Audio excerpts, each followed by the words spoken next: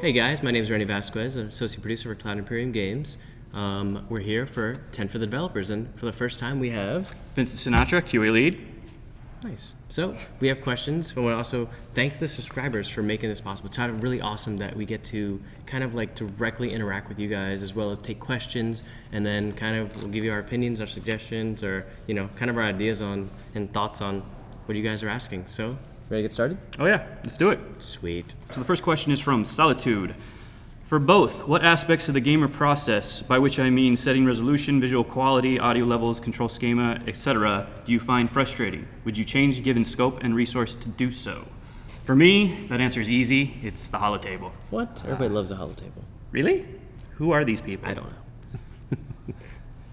I personally don't really like the way it's functioning currently. I don't like to look at it, don't like to test it. In fact, I got some new testers now. We're training up, and I'm making them test it because they're the nuggets and that's their job.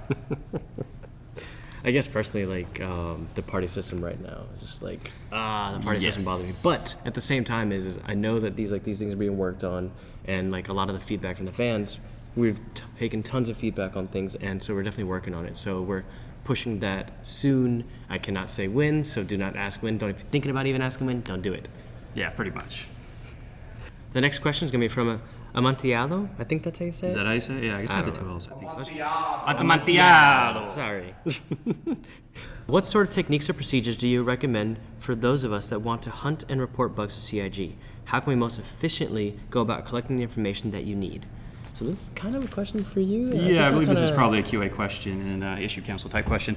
So basically, what we primarily want is people to be concise, clear, clear steps for any sort of things that you started doing, but also include sometimes you're only reporting the thing that you saw and what you were doing when you saw it, but sometimes what you were doing before that impacts things. Like we had certain situations where people were getting disconnected while joining Crusader. They would just tell us, hey, I got disconnected joining Crusader, but you know what? It was because they were joining Arena Commander before they transitioned to Crusader, and their tokens weren't getting cleared, and that was the issue. So as much information as possible as they can provide is usually the best for us, because then we can pick through all that information and get really good steps for the developers so that they can actually get a fix in. So I know with like release notes and stuff we have, I know, do you guys set the release notes? Or? Yeah. So maybe like in there we can be like, hey guys, can you focus on this? Like, do we do that right now? We don't do that right now. It's not actually a bad idea. If somebody was a producer, they might be able to push something like that forward. That might be a good idea going forward. Man, see, this is what happens out of my mouth. Yeah, exactly. All right, next question. I guess this is also for me. Neurokila. Since thanks to the issue council, players are somewhat involved in the QA process, do you search the council frequently in search of hints to better explain what went wrong for a particular problem, or do you just wait for issues to receive the appropriate number of votes and then react? Well, me personally, since I'm here in LA and we got a really small team, mostly we're embedded testers. We do a lot helping the developers and stuff like that. I know our Austin and UK, we got great QA teams out there who are always in the issue council, making sure that they're checking issues. Now, a lot of those issues are already written up in our database because we ran into them during our normal sanity checks and smoke tests and sweeps and stuff like that. But the ones that do rise to the top, those are the ones we investigate. We make sure we get in the database and we make sure we get fixes out there because we know the backers want that stuff fixed as soon as possible. So some people might not even know what the issue council is. Issue council is where the backers and all our subscribers should be going to report any sort of issues. And then if you run into it, you vote it up, and then the higher it goes up in the chain, the sooner we take a look at it and get it taken care of. Nice. That's kind of cool. I don't think I've ever used it since I just go over to your desk and I'm like, yeah, hey, and you say, hey, is this happening? Hey, and then you hit me. Yeah, that's basically exactly what happens pretty much for everybody. Poor guy has to put up with this. Yeah. Next question from Drug H? I guess, yeah. Let's go with that one. So, how can we support testing better? Should we just try more crazy stuff, actually intentionally cause havoc to break things? Does the wealth of PTU data provide any new insight into the process? And how does one prepare to QA the sheer number of future features while simultaneously changing the engine, adding new parts, increasing the complexity? I feel this must be a moving target for QA in an unstable environment. Yes. It is definitely an unstable environment. In fact, more days than not, it is quite unstable. There's going to be certain areas of the code you can't even look at as new iterations come down. As far as causing havoc, well, when you're out there in the PTU, I think we want more controlled havoc. Actually, yeah, we would say controlled havoc or like kind of like planned chaos. Planned chaos. That's the one that we were kind of planned like chaos. That's what we want. Because doing strange and weird things is always great. I mean, sometimes you find the best bugs by doing something that the average user would never even conceive of. Like, what happens if I land this ship on top of this ship on top of another ship? And you end up with some sort of shipception going on or something like that. There's sometimes you can do that sort of wacky stuff and you can find some really good issues, but you don't want to do that to people who don't know what you're up to. So, like, then it's just griefing. Basically the point, like, don't grief people, don't be dicks, right? Just be nice to people, and like, if you want to test something crazy, seriously, we talked about this, like, hit people up and be like, hey, just ask people. Hey guys, I want to do something crazy. Is anyone down for crazy? Yeah. Usually people will be like, oh, crazy? We're in. Yeah, we're doing exactly. this. We got a pretty good crazy base going on. And people would just be like to say, hey, I'm going to try something wacky. Does anybody else want to come out here and help me out with this? And usually you'll get 1 or 2 people to jump in. I mean, I know I've done it in the live server a couple of times. So that's one of those things that you can do as far as havoc. As far as the PTU and how it helps us with the process, it really helps when it comes to performance and stability. We get those metrics from hundreds, thousands of users, and that's obviously something that we can't do internally because our test teams are only so big. And also on that, like, people need to just log in and just be there, because even just logging in for a little bit here and there and stuff like that, we kind of put the servers to their paces. The engineers are getting really good information. Exactly. The designers are getting good information, because like the designer can design something and then all of a sudden like it works when you have like 1 or 2 people there. And you see this all the time, probably like 5 people there, but then as soon as you hit the 9th person or the 10th person, that's when like everything just like breaks down like crazy. I don't know. Whenever you can get those numbers, it really helps, because again, the QA teams are kept small and focused so that we can laser fine accuracy on what we need to be checking, but So point takeaway is, if you want to do some like crazy stuff, seriously, just put it in chat and be like, hey guys, I'm trying this out. Does anyone want to join me? Ask permission before you start using a glaive to lift up other ships. Just don't kill someone, because like we've seen things on YouTube where people are just going crazy and like they just like ram another ship, like a person's not even like taking off. I'm like, oh come on, yeah, people. Exactly. You know that that's griefing, because you also don't know how long that person has to play, and they might just be in. You may be in there for like a 4-hour session trying to hit it as much stuff as you possibly can.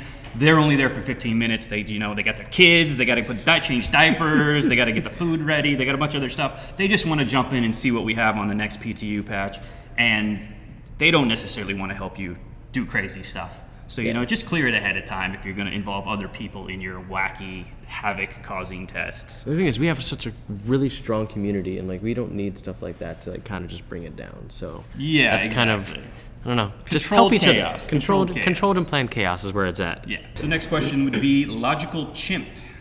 When looking at the QA team workload, roughly what is the split in testing between running through predefined scripts, regression testing, ad hoc experimental testing, targeted specific feature testing, e.g. gathering stats on ship performance?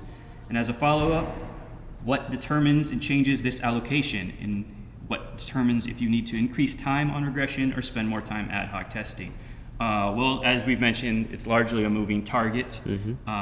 Usually we have our set predetermined tests that we're going to do on every single build, be it a smoke or a sanity check or something like that. And whenever a new feature is developed, of course, we're going to go through a gambit of tests that are designed around that feature, but we're also going to ad hoc areas around that feature, as it comes out. I would say it's probably about 40% regression, 40% targeted, 30% ad hoc, because QA, we give 110% every time. 110%. Yes, that's right.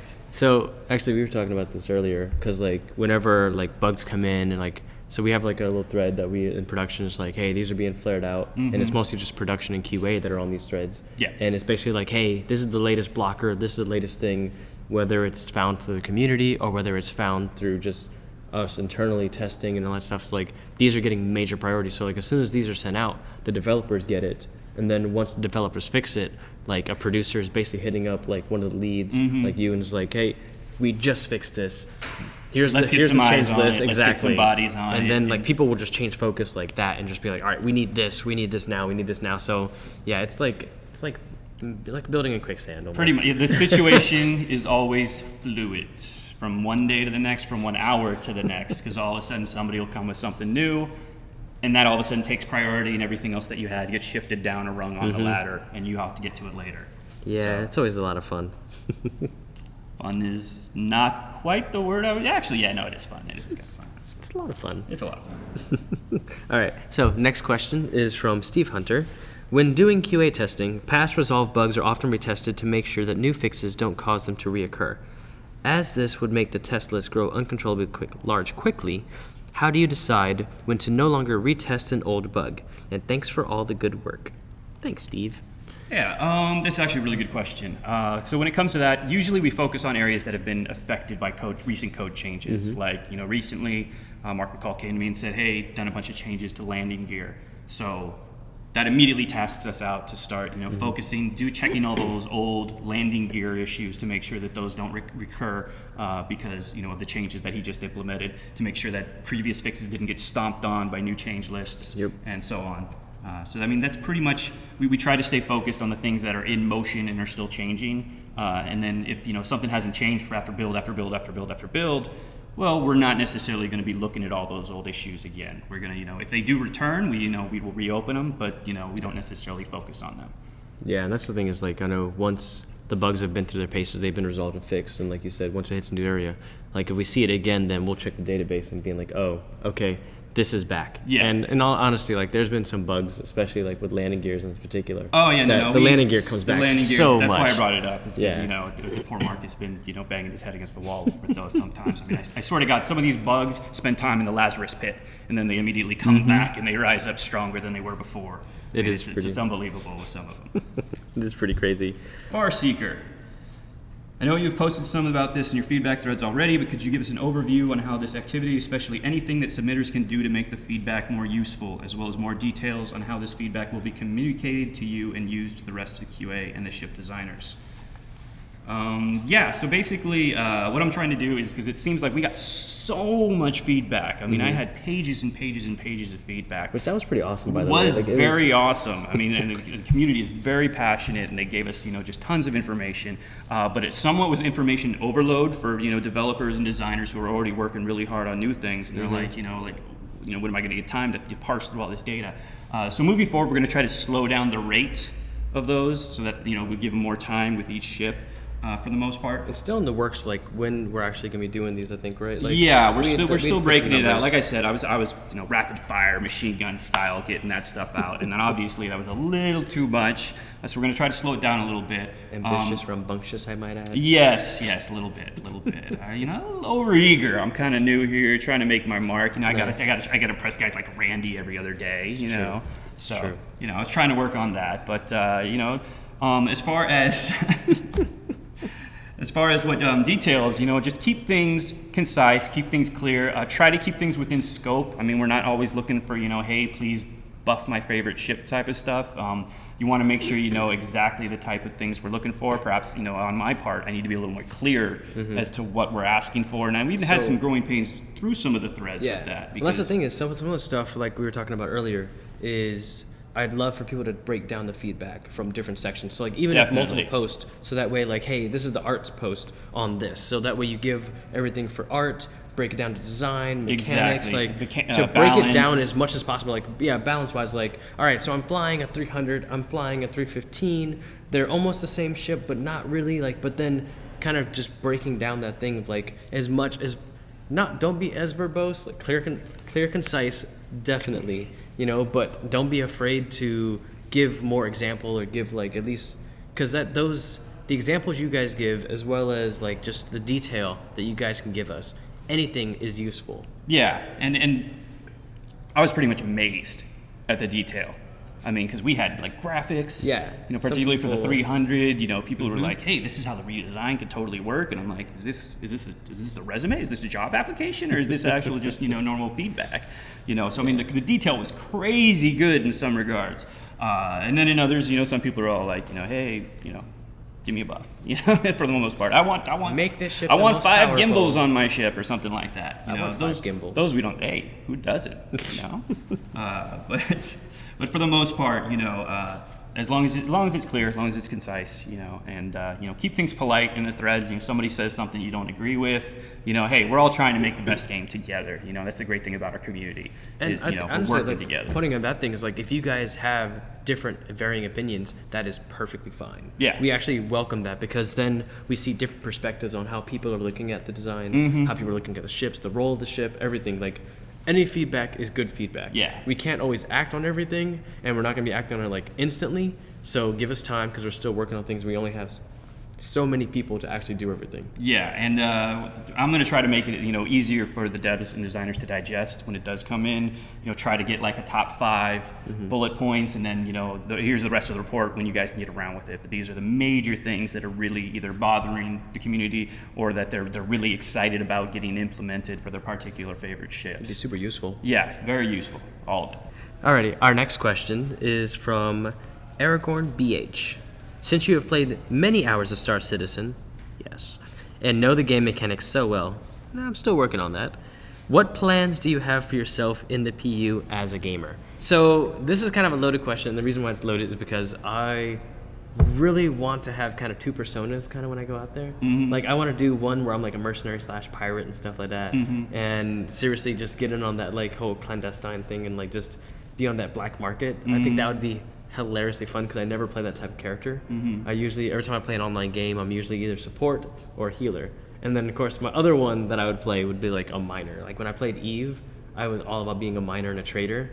So I think like that would be really cool. So like just doing some mining, doing some cargo stuff. That's why like when I was given the ship, the Caterpillar, I was like all about it just because it had that different mix of things that I was like, I could do this. There you go. I could do this. So I'm actually looking really forward to just, I don't know, trying that out. Sounds but it's pretty going to change. I guess like it is. Well, yeah, no, I mean everything's like you said, moving target. But that's pretty good. I know once the game's out, I'm going to have one mission in mind, and that is to find Randy Vasquez and kill him. Pretty much. Well, yeah. I mean, I like hunting you guys down. I mean, that's the most fun of the day. Is you in playtest. Completely destroying you guys in playtest is so much fun. Stand you so much in so playtest. Once we're actually out there, I figure I could be some sort of CIG bounty hunter, and I'm just going around letting other people know where CIG people are hanging out. Maybe I could do some screen hacking, nice. And then say, hey guys, they're over here, and then we swoop in and destroy you all. I think we did a playtest. What is it, like a month or 2 ago?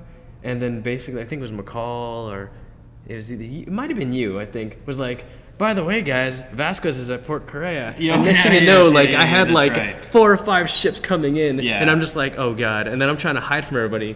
I shot a few people, but then I was shooting, I think I shot maybe that's Jeremiah. What I'll be. I'll be an information broker who then leaks out where CIG's people are, and then people can go hunt them and have fun doing that. Nice.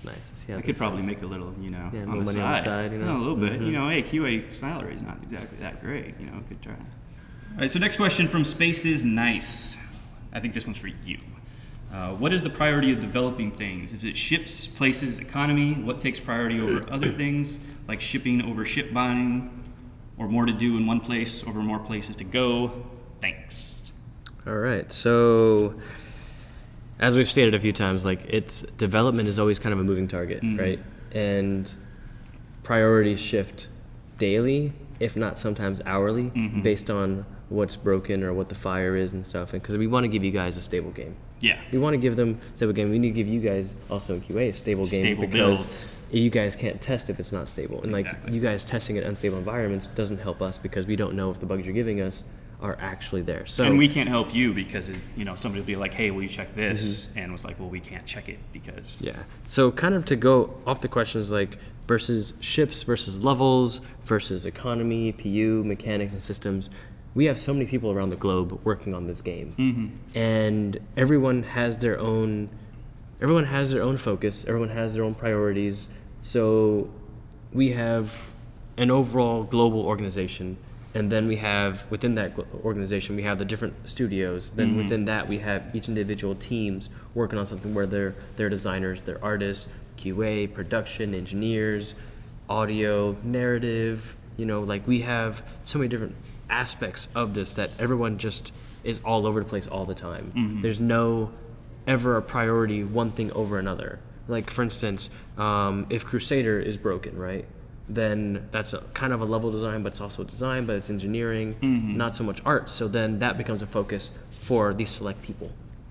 Whereas the artist will still be working on the stuff that they were already working on. So like they don't change focus. Now, if a ship is completely broken and a ship is like needs to be redone due to viz areas, whether they need to be ship setup redone for issues, LODs, ship setup issues, then it's like the tech designers and the artist, they're shifting over to help with this. And sometimes they need engineer support. So it is a case by case basis on really what the priority is, and that is actually coming down from the community, because every time the community, like they're yelling for something, they need something, they want something, like we're taking that into account. Also, the leadership team of CIG is also like, hey, so like they're kind of always playing the balance game of, all right, this is what the community wants and this is what they need. This is the leadership team who wants and needs, and then kind of just doing that balance game. Like, this is our priority for right now, and it's our priority until something else changes. And but we still have like schedules and everything else we're working on. We still have planned feature rollouts and basically stuff like that as well. It's just like you said, things kind of change up midstream every now and again. So it is what it is. Last question is going to be from Daz, and he says, "Hi, Randy." Hi. Can you share some or both of your own goals and the company goals in production this year? Is there a particular area you love working on and are keen on improving? And what game features are we likely to see in the short, medium term for this year? Cheers, Daz. So this one, I kind of, for me, myself, I just want to survive as a producer. Yeah, it is so different from a designer. I'm enjoying it. It's completely different. I'm really I like the communication aspect of it. Yeah, you're really good at communicating. Really good at communicating. You got an inbox full of your communication. So I love that, and I love facilitation. So basically making sure the team's taken care of. If you go into everybody, make sure they have what they need. Hey, what's up? What do you guys need? Back rubs, regular back rubs. Telling you. Come to Randy. Next to know my number's going to be on the bathroom wall. Thanks. That could be a good and a bad thing. So I'm really enjoying that. Something that I want to improve on, though, is I really want to get the ships pushed out. Yes. In a better kind of like timetable. I know we push ships out, and we're like letting you guys know when ships are hitting, and each ship is its own like little special snowflake. So it's been kind of hard to like kind of nail that down, because each ship has its own mechanics. Each ship has its own features.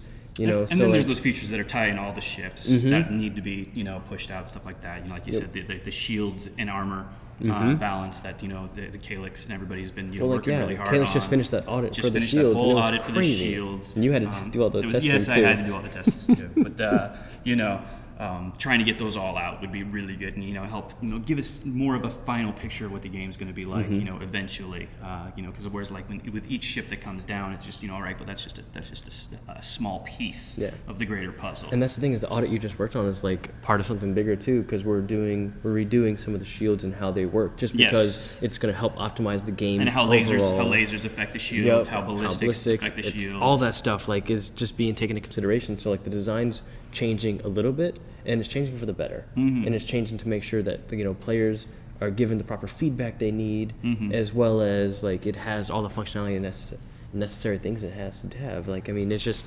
shields are just crazy integral to the whole thing as a game. Yeah.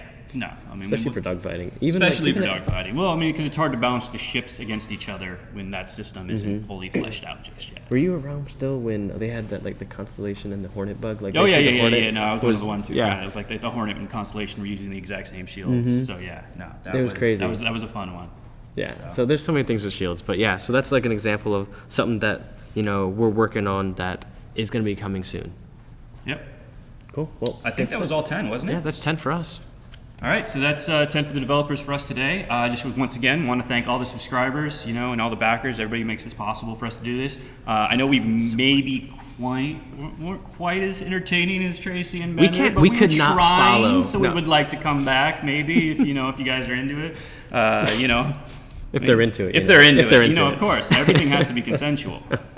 But if we could come back, that'd be nice. Yeah, it'd be awesome. I always love talking to the community. I always like this opportunity. This is definitely something new for me, and I am enjoying it. And hitting the ground running. I'm hoping. We'll communicate later. We'll communicate later. Yeah, great. Thank you. More communication.